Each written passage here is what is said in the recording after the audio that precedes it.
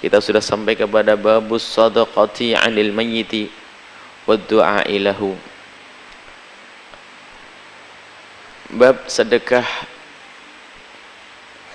yang kita sedekahkan lalu kita niatkan untuk mayit. Wa du'a lahu, dan bab ini menerangkan tentang doa orang yang hidup untuk orang yang telah meninggal dunia. Qala Allah Ta'ala, Allah Subhanahu wa Ta'ala berfirman, walladzina ja'u min ba'dihim, mereka itu manusia-manusia yang benar, yang baik, yang ngerti bekti, adalah alladzina ja'u min ba'dihim, yang datang menyusul. Yaquluna, dan berkata, Rabbana ighfir lana, ya Allah ampunilah kami. Wa li ikhwanina alladzina sabaquna bil iman, dan saudara-saudara kami yang telah mendahului kami dan mereka adalah ahli iman. Dari ayat ini adalah petunjuk bagi kita begitu pentingnya kita yang hidup untuk mengingat orang yang telah meninggal dunia dengan permohonan kepada Allah, ighfir lana, ampuni kami ya Allah. Mohon ampun untuk kita pertama dan utama. Kemudian jangan lupa wali ikhwanina alladzina sabaquna bil imani, memohonkan ampun untuk orang-orang yang telah mendahului kita. Dari sini kita harus faham dan tahu bahwa keberadaan kita yang hidup ada manfaatnya untuk orang yang telah meninggal dunia. Selagi masih ada iman, tidak akan terputus antara kita dengan ahli iman. Amal kita, perilaku perbuatan kita bisa nyambung kepada orang-orang beriman dari pendahulu-pendahulu kita.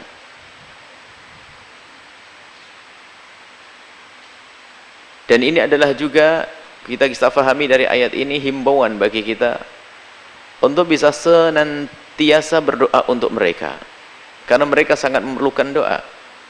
Bahkan kalaupun mereka sudah ahli surga pun sangat senang dengan doa, karena doa yang dipanjatkan oleh orang-orang yang datang setelahnya akan menjadikan kenikmatan di surga itu bertambah. Sementara nikmat di surga adalah nikmat yang tidak bisa diukur, karena begitu agungnya kenikmatan di surga. Akan tapi selalu ada penambahan-penambahan kenikmatan, rahmat-rahmat yang Allah berikan untuk ahli surga karena doa-doa orang yang datang setelahnya. Dan datang setelahnya ini bisa saja anaknya, bisa saja dia adalah istrinya, cucu-cucunya, atau siapapun dari ahli iman. Wa an Aisyah radhiyallahu taala anha, diriwayatkan dari Sayyidah Aisyah radhiyallahu taala anha, anna rajulan qala lin nabi, ada seorang laki-laki yang bertanya kepada Nabi, inna ummi if utulitat nafsuha, ibundaku tuh meninggal dengan cepat. Maksudnya apa? Mendadak, nggak ada tanda-tanda, nggak sempat ngomong apa-apa, tiba-tiba meninggal. Wa uraha law takallamat, aku menduga kuat, aku mengira kalau seandainya dia sempat berbicara, tasaddaqat, niscaya dia akan berpesan agar bersedekah, karena aku tahu ibuku dermawan, ibuku orang yang baik, dia suka berderma. Cuman meninggalnya mendadak, baru dapat rezeki ini. Kalau seandainya dia bisa ngomong, pasti dia akan ngomong, akan berderma, bersedekah dengan hartanya itu. Fahalha min ajrin, apakah beliau itu akan mendapatkan pahala ya Rasulullah? In tasaddaqtu anha, kalau aku bersedekah atas nama dia, aku yang bersedekah, tapi aku namakan, aku niatkan untuk dia ya Rasulullah. Qala, Nabi Muhammad menjawab, "Naam, ya." Muttafaqun alaih, hadis diriwayatkan oleh Imam Bukhari dan Imam Muslim.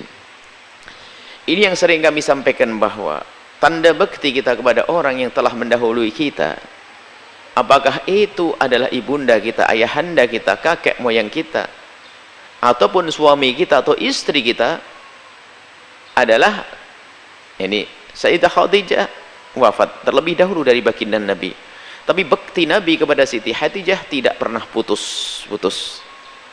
Bekti Nabi kepada Sayyidah Khadijah tidak pernah putus-putus, diantaranya yaitu Sayyidina Rasul sallallahu alaihi wasallam melanjutkan kebaikan-kebaikan yang pernah dilakukan oleh Sayyidah Khadijah Al-Kubra. Sedekah-sedekah yang pernah dilakukan oleh Sayyidah Khadijah dilakukan. Dan begitulah hendaknya kita dengan orang yang telah mendahului kita, jangan memutus silaturahim. Sambungnya kita dengan mereka adalah dengan kita menyambungkan dalam doa-doa kita. Kalau kita punya rizki, kita bayarkan untuk masjid, pesantren, fakir miskin, lalu kita niatkan untuk orang tua kita. Ini pendidikan dari Nabi SAW. Kalau aku bersedekah, apakah diterima? Apakah nyampe kepadanya? Apakah boleh? Dijawab, ya boleh. Dan dengan ketulusan, maka akan diterima oleh Allah Subhanahu wa Ta'ala. Nah, ini anak, perbuatan anak.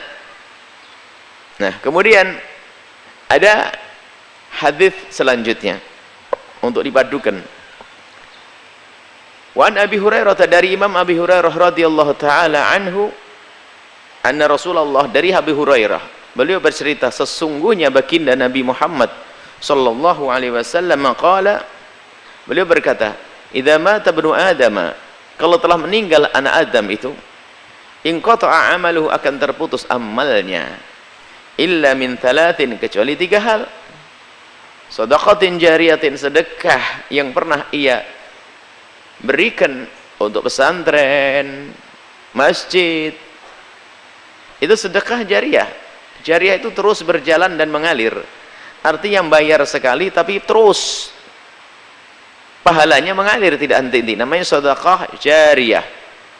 Jariyah itu mengalir dan berlari terus, sedekah jariyah. Aw ilmin yuntafa'u bihi, atau ilmu yang bermanfaat, diberi oleh Allah ilmu lalu ia ajarkan, kemudian orang yang mendapatkan ilmu dari orang tersebut mengamalkan ilmunya, maka sepanjang ilmu itu diamalkan oleh orang lain, maka akan terus masuk rekening pahala, masuk pahala ke rekening amalnya dia.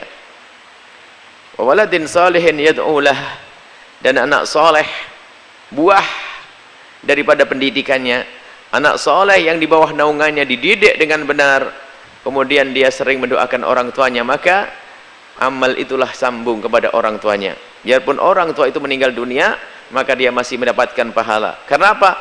Anak solehnya dia itu ibaratnya tidak lain adalah juga buah karyanya dia. Dia yang mendidiknya, dia yang menjadikan mengerti, dia yang menjadikan anak tersebut berbakti, maka beruntunglah dia.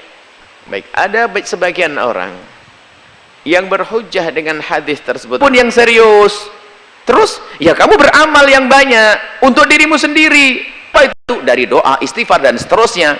Ini beda pembahasannya. Yang tadi walaysa lil insani illa ma sa'a, kemudian idza mata ibnu adam qata amalu illa min thalathin, itu urusan amalmu sendiri. Adapun amalnya orang lain bisa saja nyampe ke orang lain. Amalnya anak bisa nyampe kepada bapak, amalnya bapak pun bisa dirasakan oleh anak kok. Amalnya bapak bisa dirasakan oleh anak cucu. Walladzina amanu wattaba'athum dzurriyyatahum biimanin. Orang-orang, maka ada perkataan ini, abah saya orang-orang hebat, tapi saya tidak sehebat bapak saya dan mbah saya. Dijawab oleh Al-Quran, yang penting imanmu jangan lepas. Walladzina amanu, mereka yang beriman, wattaba'athum dzurriyyatahum biimanin, kalau anak cucunya nanti ngikuti sama-sama iman, alhaqna bihim, dimasukkan surga bareng-bareng kok. Nah, padahal anaknya nggak punya amal kayak bapaknya. Bapaknya sholatnya semalam 500 rakaat, dia tahajudannya hanya 5 rakaat, tapi masih punya iman, nyambung. Loh, kok amalnya orang lain bisa ini? Nah, itulah makanya para ulama sudah menjelaskan, amalnya orang lain itu bisa nyampe kepada orang lain, tentunya dengan cara mulai dari istighfar yang kita panjatkan, doa yang kita panjatkan, dan juga diantaranya pembahasan besar yang dibahas oleh para ulama, menghadiahkan pahala seperti sedekah yang kita sedekahkan. Saya niatkan untuk orang tua saya, untuk ibunda saya, untuk kakek saya, sedekah. Hadis sahih tadi, muttafaqun alaihi, sedekah. Kemudian amal-amal yang lain, bagaimana baca Al-Quran yang lainnya? Baca Al-Quran itu juga amal. Bacaan Quran amal. Bacaan Quran adalah amal ibadah badaniyah, dengan badan kita. Haji, bahkan riwayat haji, seorang perempuan mengatakan, Umi bernadar untuk haji, mati dulu sebelum haji. Apakah aku penuhi nadarnya Rasulullah. Dijawab oleh Rasulullah, iya, penuhi nadarnya. Wa dainullah haqqu an yuqda. Utang kepada Allah lebih penting, lebih perlu untuk kau bayar. Haji ibadah badaniyah, doa ibadah badaniyah. Nggak ada perbedaan dalam hal ini. Artinya, bagi mereka yang biasa dengan tradisi menghadiahkan pahala bacaan Al-Quran pada orang meninggal dunia, itu bukan suatu yang salah, ada tuntunannya dari baginda Nabi Muhammad SAW. Maka kami seru kepada anda yang tidak mau, itu kan pemahaman anda dan guru-guru anda. Tapi kalau anda sudah mencaci dan menghajar orang, lalu mengolok-olok orang, itu menjadi tidak mesra, tidak indah. Jadi banyak riwayat-riwayat yang menunjukkan tentang kita itu boleh membaca seperti itu, doa-doa. Bahkan kemarin kita ingat bahasanya waktu langsung meninggal dunia, kita dihimbau untuk di atas kubur membaca Al-Quran. Di atas kubur. Untuk apa itu semuanya? Agar rahmat nyampe kepada orang yang meninggal dunia. Ini pelajaran yang lalu. Baik, kita ingin menyelesaikan khilaf yang selalu diangkat oleh sebagian orang. Menghadiahkan pahala, ini adalah bahasa fikihnya. Selama ini yang masuk di dalam bahasa lokal kita adalah tahlilan. Tahlil itu di dalamnya adalah syar'i semuanya. Di antaranya adalah apa? Anda bersedekah, tadi diajarkan sedekah. Ada silaturahim di situ. Silaturahim itu cara berbakti pada orang telah meninggal dunia. Kita ketemu sanak kerabat dan saudara. Kemudian setelah itu apa? Menghadiahkan pahala bacaan Al-Qur'an, ya. Menghadiahkan pahala bacaan Al-Qur'an. Dan menghadiahkan pahala adalah ada seperti tadi yang diceritakan tentang sedekah yang dilakukan oleh seorang laki-laki yang menemukan ibunya meninggal terburu-buru, belum sempat sedekah. Yang sedekah bukan ibunya kok, tapi yang sedekah adalah anaknya, dan diizinkan oleh Nabi Shallallahu Alaihi Wasallam. Kita sampai di sini agar kita tidak masuk dalam wilayah percekcokan yang panjang, sehingga sebagian orang ini terburu-buru dan memang hidupnya, hobinya adalah mencaci maki. Kalau kita ketemu orang yang tidak mau menghadiahkan pahala kepada bacaan Al-Qur'annya kepada orang tuanya, kita tidak akan caci maki dia. Ya, kita doakan semoga tidak menjadi sebab Allah, semoga itu tidak tergolong kedurhakaannya. Mungkin dia sudah beramal baik dengan cara yang lainnya. Itu saja. Kemarin juga ada yang bertanya, gimana kalau ada orang berpesan kalau aku mati jangan ditahlilin. Dia yang minta, tapi kita akan tetap tahlilin, karena tahlilin adalah makna di dalamnya adalah mendoakan dia. Masa kita tidak mendoakan dia, kemudian bersedekah untuk dia? Kenapa kita tidak sedekah untuk dia? Biarkan dia berpesan semacam itu, kita tetap dengan apa yang selama ini kita yakini bahwa tahlilan itu memang dari kata halalu halilu tahlilan. Secara bahasa tahlilan itu membaca la ilaha illallah, cuman makna luasnya adalah di situ menghadiahkan pahala bacaan Al-Quran, zikir-zikir, solawat-solawat kepada orang yang telah meninggal dunia. Dan hal yang semacam ini dikatakan oleh para ulama, kebanyakan ulama mengatakan hal itu boleh-boleh saja. Jadi perbedaan di antara para ulama adalah bacaan Al-Quran itu kalau dihadiahkan itu, perbedaan di antara para ulama adalah nyampe atau tidak nyampe, bukan bid'ah atau bukan bid'ah, nyampe atau tidak nyampe. Itu saja perbedaannya. Nah, gitu. Akan tapi kadang sudah berubah kalimat nyampe dan tidak nyampe menjadi bid'ah atau tidak bid'ah, sehingga muncul sebagian orang sedikit-sedikit membid'ahkan orang lain. Kita perlu berlembut hati, kita perlu membangun kasih sayang kemesraan di antara umat ini.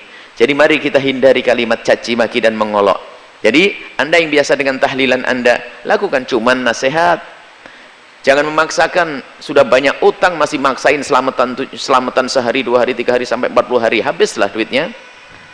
Jadi tidak usah, kalau nggak punya makanan ya kasih air saja. Dan itu pun bukan diambil dari harta warisan, tapi diambil dari harta pribadi anda sendiri. Itu sudah kita bahas dalam pembahasan yang khusus. Setelah anda menyaksikan video ini, jangan lupa berselawat kepada baginda Nabi Muhammad sallallahu alaihi wa alihi wa sahbihi wasallam.